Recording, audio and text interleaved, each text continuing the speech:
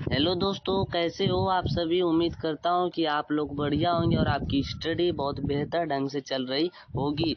तो फिर हम आरआरबी के लिए और यूपीपी के लिए, एसएससी के लिए रीजनिंग के क्वेश्चन लाया हूँ और अदर एग्जाम्स के लिए भी ये क्वेश्चन इम्पोर्टेंट है।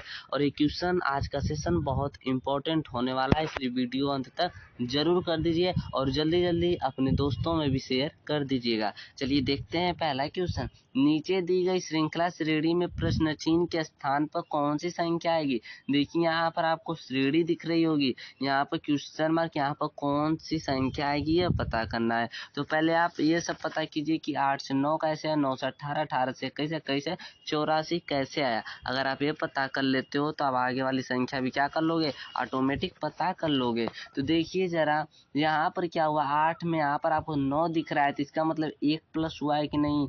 यहाँ आप देखेंगे तो आप 1 प्लस हुआ, लेकिन यहाँ पर अगर आप देख रहे हैं 9 से 18 है, मतलब गुना का क्या हुआ है, 2 हुआ है। फिर देखेंगे 18 में यहाँ से, तो 18 में कितना प्लस हुआ है, प्लस क्या हुआ है, 3 हुआ है यहाँ पर, ठीक ना। फिर देखेंगे 21, फिर 21 में देखेंगे अगर आप ध्यान से, तो यहाँ पर गुना कितना हुआ है, 4 हुआ है। तो आपको क्या दिख रहा है, यहाँ पर आपको मालूम पड़ रहा होगा कि पहले में प्लस हो रहा है तो दूसरे में 2 गुना हो रहा है, तीसरे में प्लस हो रहा है 3 का तो चौथे में 4 गुना हो रहा है। फिर पांचवा में तो हम लोग क्या करेंगे, आने वाली संख्या में 5 प्लस ही करेंगे ना, क्योंकि एक में प्लस एक में गुना, एक में प्लस एक में गुना, एक में तो क्या होगा, प्लस होगा। तो 84 में 5 प्लस करेंगे तो कितना हो जाएगा, 89 हो जाएगा। और ऑप्शन आपको 89 कहीं दिख रहा है ऑप्शन में, तो आपका कौन सा option C, option number C क्या होगा आपका करेक्ट आंसर। उम्मीद करता हूँ कि आपको समझ में आया होगा। चलिए नेक्स्ट क्वेश्चन चलते हैं। देखिए क्या दिया है क्वेश्चन, निम्नलिखित प्रश्न में उस वेन आरेख का चयन करें जो सर्वोत्तम रूप से दर्शाता है।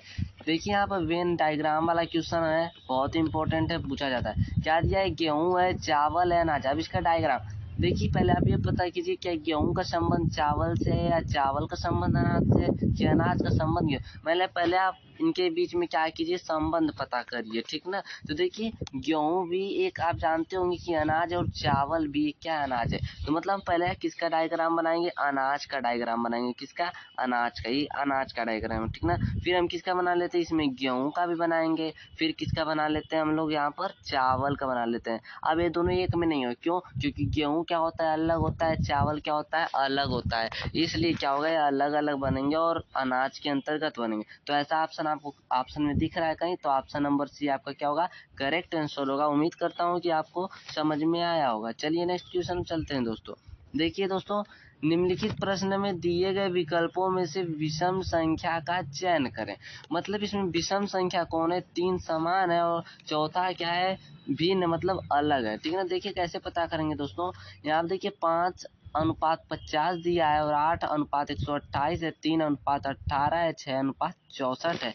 कैसे पता करेंगे दोस्तों, इसको ध्यान से आप देखिएगा, क्या लॉजिक लग रही है। अच्छा देखिए, आप 5 का हम लोग क्या कर देते हैं, 5 का अगर हम लोग 10 में गुना कर देंगे तो 50 हो जाएगा कि नहीं। देखिए तो 50 हो गया, ठीक है। क्या 8 का भी 10 बार गुना करेंगे तो 128 होगा, नहीं होगा, क्योंकि 8 का जब 10 बार गुना करेंगे तो कितना होगा दोस्तों, 128 नहीं होगा, बल्कि 80 होगा। इसलिए मेथड क्या होगा, गलत होगा। कोई दूसरा तरीका अपनाते हैं हम लोग, देखते हैं किस प्रकार होगा। अच्छा आप लोग क्या करिए, देखिए 5 का एक बार क्या कर देते हैं हम लोग, स्क्वायर कर देते हैं। एक बार 5 का स्क्वायर कर लेते हैं तो कितना हो जाएगा, 25 हो जाएगा। फिर 25 का 2 गुना करते हैं तो कितना हो जाएगा, 50 हो जाएगा। दोस्तों बात समझ में आई कि नहीं आई दोस्तों, ठीक है। उसी तरह इसको भी देख लेते हैं, 8 का स्क्वायर करते हैं कितना हो जाएगा, 64 हो जाएगा। 64 का 2 गुना करेंगे कितना हो जाएगा, 2 चौको 8, 2 छक्का 12, 108। मतलब क्या हो रहा है, ये नियम फॉलो हो रहा है। 3 का भी हम लोग स्क्वायर करेंगे, तो जब देखिए 3 का स्क्वायर करेंगे तो 9 हो जाएगा, 9 का 2 गुना करेंगे तो क्या हो जाएगा, 18 हो जाएगा। और 18 ऑप्शन में दिया। क्या 6 का भी देखते हैं, 6 का स्क्वायर करेंगे 36 हो जाएगा, 36 का 2 गुना करेंगे तो कितना हो जाएगा, 2 छक्का 12, 2 2 3 6 72। लेकिन यहाँ पर दिया क्या, 64। तो आपको पता चल गया कि कौन सा भी नहीं, ऑप्शन नंबर डी क्या होगा आपका गलत आंसर, मतलब राइट आंसर यही होगा। मतलब जो चारों ऑप्शन में से ये क्या है, सबसे अलग है। क्यों, क्योंकि देखिए आप 72 आना चाहिए लेकिन 64 दिया। उम्मीद करता हूँ कि आपको समझ में आया होगा। अगर आप क्वेश्चन लगा रहे हैं तो अपने सामने आप नोट कॉपी और एक कलम लेकर बैठिएगा, पहले उसे लगाने का प्रयास कीजिए और लास्ट में आप कमेंट में जरूर बताइएगा कि आपका कितना सही हुआ इन पूरे क्वेश्चन में से। चलिए नेक्स्ट क्वेश्चन में चलते हैं दोस्तों। यहाँ आप देखिए दोस्तों, निम्नलिखित प्रश्न में प्रश्न चिन्ह के स्थान पर कौन सा अक्षर आएगा? अक्षर वाला है। देखिए यहाँ पर क्वेश्चन मार्क है, यहीं पर बताना है कौन सी संख्या मतलब कौन सा अक्षर आएगा। अच्छा, जब ये वाला बताना है तो आप पहले ये वाला पता कीजिए कि ये ओ कहाँ से आया और इधर पता कीजिए कि आर कहाँ से आया। अगर आप ये पता कर लेते हो तो ऑटोमेटिक वो पता चल जाएगा। अच्छा देखिए यहाँ पर क्या दिया, यहाँ पर क्या दिया, एफ दिया, और यहाँ पे क्या दिया, आई दिया। यहाँ पर एफ कितने नंबर पर आता है? तो 6 नंबर पर। इसको पहले क्या कीजिए, नंबरिंग कर लीजिए। आई कितने नंबर पर आता है? 9 नंबर पर आता है। अच्छा ये बताइए जरा आप, ठीक है, देखिए यहाँ पर क्या हो रहा है, अगर इसको आपस में प्लस करेंगे तो क्या हो जाएगा, इसको 9 6 कितना हो जाएगा, 15 हो जाएगा। यहाँ पर क्या करते हैं हम लोग दोस्तों, देखिए यहाँ पर हम लोग इसको क्या करेंगे, आपस में प्लस कर देते हैं, तो कितना हो जाएगा, 9 6 15 हो जाएगा। कितना हो जाएगा दोस्तों, 15 हो जाएगा। अच्छा देखिए 15 नंबर पे क्या आता है, ओ आता है, ठीक ना। 15 नंबर पे क्या आता है, ओ आता है। मतलब क्या हो रहा है, इनको प्लस करने पर जो आ रही है संख्या उसको यहाँ पर लिखा गया है। उसी तरह यहाँ पर देखिए ई और एम को देख लें अगर हम, तो देखेंगे ई कितने नंबर पर आता है, 5 नंबर पर आता है, ठीक है। अब देखिए एम कितने नंबर पर आता है, 13 नंबर पर आता है। इसको आपस में क्या करते हैं, प्लस कर लेते हैं, तो कितना हो जाएगा, 18 हो जाएगा। और 18 देखिए आर कितने नंबर पर आता है, 18 नंबर पर आता है। इसका मतलब क्या हो रहा है, आपको क्या दिख रहा है यहाँ पर, कि इनको और इनको आपस में प्लस कर रहे हैं, जो संख्या आ रही है उसको क्या कर रहे हैं, जितने नंबर पर वो संख्या आती है अक्षर उसको लिख दे रहे हैं, ठीक है। ठीक है, उसी प्रकार देखिए यहाँ पर ए है, ए कितने नंबर पर आता है, 1 नंबर पर आता है। जे है, जे कितने नंबर पर आता है आपका, 10 नंबर पर आता है। कितने, 10 नंबर पर। आपस में इनको क्या करते हैं, प्लस कर लेते हैं, तो कितना आ जाएगा फिर 11, और 11 नंबर पर क्या आता है आपको पता होगा कि के आता है, ठीक है ना। क्या आता है इसमें, यहाँ पर के आएगा। तो ऑप्शन में अगर आपको के दिख रहा है तो ट्रिक मार दीजिए। ऑप्शन नंबर सी क्या होगा, आपका करेक्ट आंसर होगा। उम्मीद करता हूँ कि आपको समझ में आया होगा। चलिए नेक्स्ट क्वेश्चन में चलते हैं। देखिए क्या कह रहा है, किसी सांकेतिक भाषा में नोबेल को CFMOP लिखा है तो फर्स्ट को क्या लिखा जाएगा।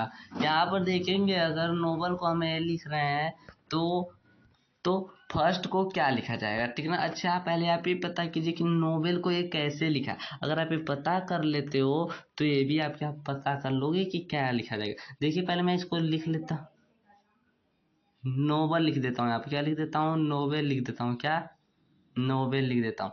अच्छा फिर यहाँ पे क्या करता हूँ, CFMOP लिख देता हूँ। क्या लिख देता हूँ, OP, ठीक ना। अच्छा अब देखिए थोड़ा सा ध्यान इसमें देंगे सर, थोड़ा सा ध्यान लगाएंगे तो आपको क्या होगा, ठीक है। तो आप यहाँ पर देखेंगे अगर क्या हो रहा है, थोड़ा सा बस लॉजिक लगाना है, बस ध्यान से देखना है यहाँ पर क्या हुआ है। देखिए तिर्यक इसमें क्या करते हैं हम लोग, गुना करते हैं, मतलब तिर्यक इसको लेते हैं। देखिए बी है यहाँ पर, इसको कुछ इस प्रकार ले लेते हैं। ई यहाँ पर है तो इसको यहाँ पर ले लेते हैं, और यहाँ पर एल है तो इसको इस प्रकार लेते हैं। देखिए आपको समझ में आया होगा क्या यहाँ पर क्या है। अच्छा फिर इधर से देखिए मैं मतलब इसको पहले इस तरह लिया, फिर इस तरह लिया, फिर इस तरह लिया। अच्छा एन है, देखिए यहाँ पर एन को मैं क्या करता हूँ, यहाँ से इस प्रकार ले लेता हूँ, और ओ है, ओ को भी हम कुछ इस प्रकार ले लेते हैं। क्या हुआ, मतलब 3 का देखिए पहले लिखा है, मतलब एक एक करके बाद, बी के बाद क्या आता है, सी आता है, ई के बाद क्या आता है, एफ आता है, एल के बाद क्या आता है, एम आता है, और एन के बाद क्या आता है, ओ आता है, ओ के बाद क्या आता है, पी आता है। तो बात समझ में आ गई होगी। चलिए तो उसी प्रकार हम लोग इसको भी करेंगे। देखिए क्या है, फर्स्ट है तो एफ लिख लेते हैं, आई लिख लेते हैं, आर लिख लेते हैं, एस लिख लेते हैं, टी लिख लेते हैं। यहाँ से कहाँ, तीसरे नंबर से स्टार्ट किया, तो हम लोग भी यहाँ पर क्या करेंगे, तीसरे नंबर से स्टार्ट करेंगे। तो यहाँ पर आर को पहले लिखेंगे, फिर एस, फिर टी। आर के बाद क्या आता है आपको पता होगा, आर के बाद क्या आता है, एस आता है, फिर एस के बाद क्या आता है, टी आता है, फिर टी के बाद क्या आता है, यू आता है। फिर देखिए यहाँ से हम लोग चलेंगे कहाँ से दोस्तों, एफ से। एफ यहाँ पर फिर आई लिखेंगे। अच्छा एफ के बाद क्या आता है, तो जी आता है, और आई के बाद क्या आता है, तो जे आता है। तो हमें क्या मिला, STUG जे, कुछ इस प्रकार मिला। तो क्या ऑप्शन में ऐसा कहीं दिख रहा है क्या, तो हमको लग रहा है ऑप्शन नंबर सी आपका क्या होगा, करेक्ट आंसर होगा, क्योंकि यही ऑप्शन में दिख रहा है। उम्मीद करता हूँ कि आपको दोस्तों ये समझ में आया होगा। चलिए नेक्स्ट क्वेश्चन में चलते हैं। देखिए दोस्तों मेरी ट्यूशन लगाने से पहले आप वीडियो को पॉज कर दीजिए, फिर अपने से लगाने का प्रयास कीजिए। देखिए आपकी तैयारी कैसी है, ठीक है दोस्तों। देखिए यहाँ पर क्या दिया है, ठीक है। यहाँ पर देखिए 7% 8 को क्या लिखा है, 30 लिखा है। 7% 8 बराबर 30 है, 4% 9 बराबर 18 है लिखा है, तो 5% 7 को क्या लिखा जाएगा आपको यही बताना। तो अब बस लॉजिक लगाइए, रीजनिंग को सॉल्व कीजिए। रीजनिंग सिर्फ लॉजिक होती है, आपको पता होगा। देखिए यहाँ पर 7 है और 8 है, 30 कैसे बनाएंगे? तो देखिए थोड़ा सा क्या है, हम लोग इसको क्या कर लेते हैं, एक बार प्लस कर लेते हैं। तो देखिए 7 8 कितना होगा, 15 होगा। 15 का अगर मैं 2 में गुना कर दूं तो 30 हो जाएगा, ठीक है। ये तो 30 आया क्या, उसी प्रकार ये भी आ रहा है क्या? अगर ये आ जाएगा तो मेरा मेथड क्या होगा दोस्तों, सही हो जाएगा। देखिए यहाँ पर 4 है, 9 है, 9 4 कितना होता है, 13 होता है। 13 में भी क्या करेंगे, 2 का गुना करेंगे तो 26 हो जाएगा। लेकिन यहाँ पर क्या हुआ, यहाँ पर तो 18 दिया, लेकिन ये मेरा मेथड क्या हो रहा है, यहाँ पर गलत हो रहा है दोस्तों। तो मैं ये तरीका क्या करूँगा, नहीं अपनाऊंगा, मैं कुछ दूसरा तरीका अपनाता हूँ, ठीक है दोस्तों। अच्छा आप देखेंगे, अगर थोड़ा सा फिर दिमाग लगाइए, यहाँ पर 7 8 है, तो मैं इसका क्या कर लेता हूँ, एक बार फिर आपस में गुना कर लेता हूँ। तो 7 का जब गुना 8 में होगा तो कितना हो जाएगा, 56 हो जाएगा। क्या मिला, 56 मिला। अच्छा थोड़ा सा और दिमाग लगाइए, अगर 56 मिला, 56 मुझे चाहिए 30, अगर मैं 56 का आपस में गुणा कर देता हूँ तो कितना हो जाएगा, यहाँ पर आपको 30 मिल जाएगा। 30 मिला कि नहीं, ठीक है। उसी प्रकार इसको हम लोग करते हैं। देखिए 4 9 9 चौको 36 होता है, क्या होता है, 36 होता है। तो यहाँ पर 36 लिख लेते हैं। अब देखिए 9 चौको जब 36 हुआ, लेकिन मुझे 18 चाहिए थी, इसको भी आपस में क्या कर देंगे, गुना कर देंगे। तो 6 तरीके क्या हो जाएगा दोस्तों, 18 हो जाएगा। तो आपको कौन सा ऑप्शन चाहिए दोस्तों, तो ऑप्शन नंबर, ऑप्शन नहीं मिल रहा है, सॉरी कुछ गलती हो गई क्या, देखा जाए। ठीक है दोस्तों, मतलब ये क्या है, यहाँ पर देखिए 3 और गुना 6 है, तो यहाँ पर अगर देखेंगे 18 आया। देखिए यहाँ पर 18 क्या किया गया, दिया गया। उसी तरह 5 और 7 का निकालेंगे हम लोग, क्या करेंगे, 5 और 7 का निकालेंगे। तो हम लोग क्या करते हैं, 5 7 का एक बार गुणा कर लेते हैं। तो 5 7 का गुणा करेंगे, कितना हो जाएगा दोस्तों, 35 हो जाएगा। और 35 को फिर क्या करते हैं, आपस में गुना कर देते हैं। तो 5 तय क्या हो जाएगा, 15 हो जाएगा। और 15 ऑप्शन में अब दिख रहा है क्या कहीं, तो ऑप्शन नंबर डी क्या होगा, आपका करेक्ट आंसर होगा। उम्मीद करता हूँ कि आपको समझ में आया होगा। चलिए नेक्स्ट क्वेश्चन में चलते हैं। यहाँ आप देखिए क्वेश्चन बहुत आसान दिया है, बस पैटर्न को समझना। अगर आप पैटर्न समझ जाते हो तो क्वेश्चन ऑटोमेटिक क्या हो जाएगा, सॉल्व हो जाएगा। निम्नलिखित आकृति पैटर्न में कितने त्रिभुज हैं, सॉरी यहाँ पर त्रिभुज नहीं रहना चाहिए, यहाँ पर वृत्त दिया गया है। मैं इसको क्या कर लेता हूँ, इरेज कर लेता हूँ, ठीक है दोस्तों। ये यहाँ पे क्या होगा, वृत्त होगा, ठीक ना। चलिए देखते हैं इसमें कितने वृत्त है, मुझे यही क्या करना है, काउंट करना है। तो बहुत आसान तरीका है, देख रहे होंगे आप। देखिए यहाँ पर आपको एक ये दिख रहा होगा, एक यहाँ से हो गया, आप देखेंगे आप तो एक यहाँ से हो गया, 2 हो गया, ठीक ना।